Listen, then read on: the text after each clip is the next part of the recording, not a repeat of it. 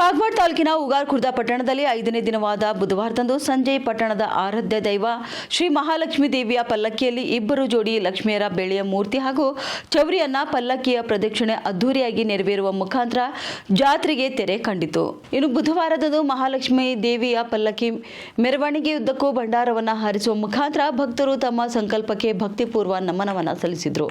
ಜಾತ್ರೆಗೆ ಲಕ್ಷಾಂತರ ಭಕ್ತರ ಆಗಮನದ ಹಿನ್ನೆಲೆಯಲ್ಲಿ ಬೆಳಗಾವಿ ಜಿಲ್ಲಾ ಎಸ್ಪಿ ಕೆ ರಾಜರಾಮನ್, ಅಥಣಿ ಉಪವಿಭಾಗದ ಡಿವೈಎಸ್ಪಿ ಪ್ರಶಾಂತ್ ಮನ್ನೋಳೆ, ಸಿಪಿಐ ಸಂತೋಷ್ ಹಳ್ಳೂರ್ ಮಾರ್ಗದರ್ಶನದಲ್ಲಿ ಕಾಗವಾಡ ಪೊಲೀಸ್ ಠಾಣೆಯ ಪಿಎಸ್ಐ ರಾಘವೇಂದ್ರ ಖೋತ ನೇತೃತ್ವದಲ್ಲಿ ಪೊಲೀಸ್ ಬಿಗಿ ಬಂದೋಬಸ್ತ್ ಜೊತೆಗೆ ಅಹಿತಕರ ಘಟನೆವಾಗದಂತೆ ಮುನ್ನೆಚ್ಚರಿಕಾ ಕ್ರಮವಾಗಿ ಸಿಸಿಟಿವಿ ಕ್ಯಾಮೆರಾ ಅಳವಡಿಸಲಾಗಿತ್ತು.